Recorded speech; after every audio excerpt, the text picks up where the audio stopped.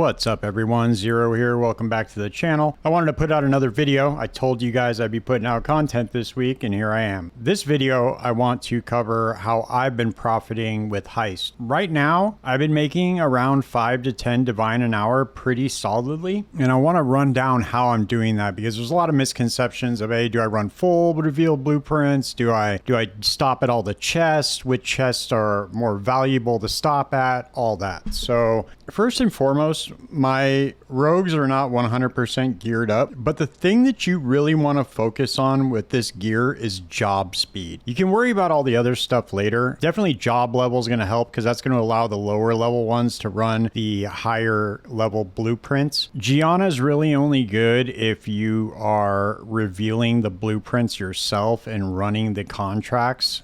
So you can run like deception contracts and get reveals. So this would be more like if you're not trading. So if you're like an SSF or something, that would be good to go with her.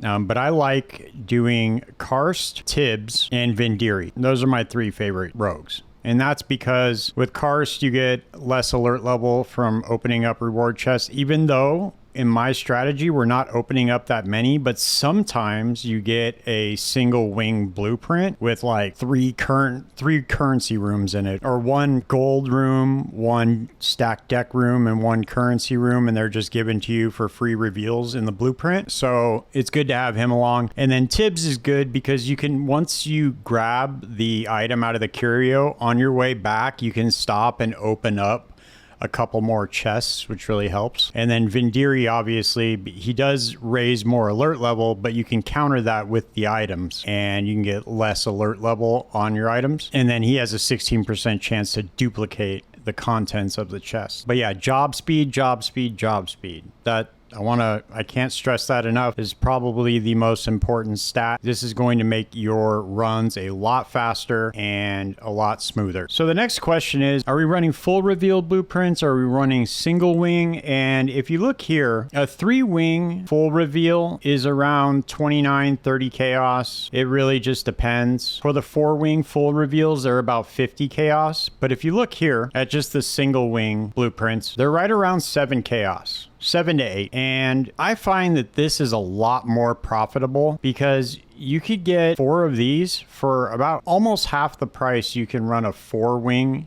full reveal blueprint for. There's really not that many chests that I find worth stopping at, in all honesty, and that's including the currency chests. So what my main strategy has been just to buy these single wing. Don't worry about how many reward rooms are revealed. Don't worry about the jobs. Just start trading for them. Eventually, you're going to run into somebody who has a bunch of them in their shop, and you just buy them all up. Asynchronous trade has made this night and day with how much better it feels to trade for these. I no longer have to go to TFT to go trade in bulk. It's just real streamlined. I run out, I just go buy more. It's really, really simple. So if we look here at the list of heist reward chests, we want to ask ourselves, what's really worth stopping to open up, right? Because it does take time, even though when you have job speed stacked to the roof and you can open up the doors a lot faster, it still takes extra time. So what I've been doing is I've been ignoring the currency chests. Unless there's like one and it's like right by the curio room, I'll stop there because why not? But what I'm really trying to target are the divination boxes. And there's a reason for this. A lot of people say to ignore them. That has not been my experience at all. I get all sorts of high-end cards in there.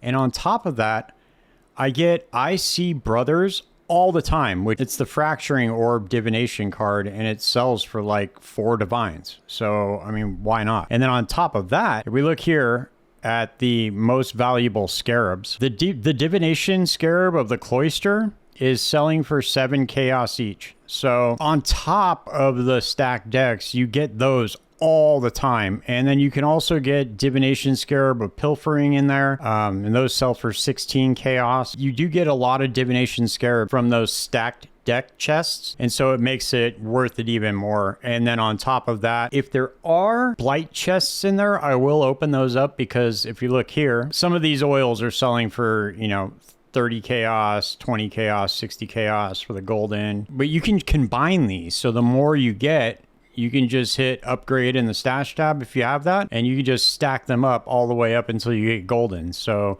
it's worth it to even pick up the lower ones, I feel. So I'll stop there. If there's a blight chest, might as well. You never know what you're going to get out of that.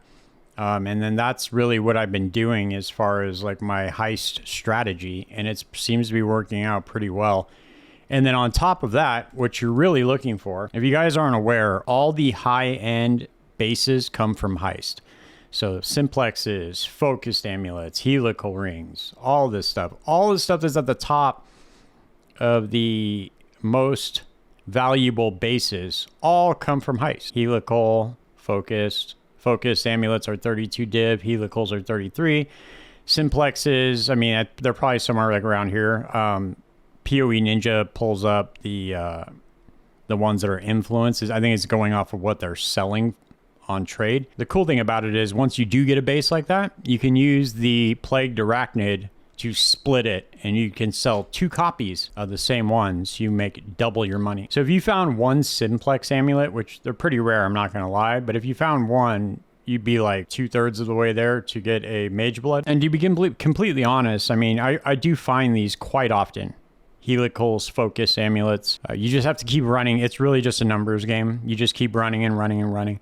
If you're running blueprints the way I do, you will never run out of money, but you might break even for a couple of hours, and then all of a sudden you hit, and then that's where you get the average of like 5 to 10 divine an hour. So that's pretty much it. I just kind of wanted to go over what my basic strategy is for heist. If you guys have any questions on anything, drop them down in the comments, and I will see you guys in the next one. Peace.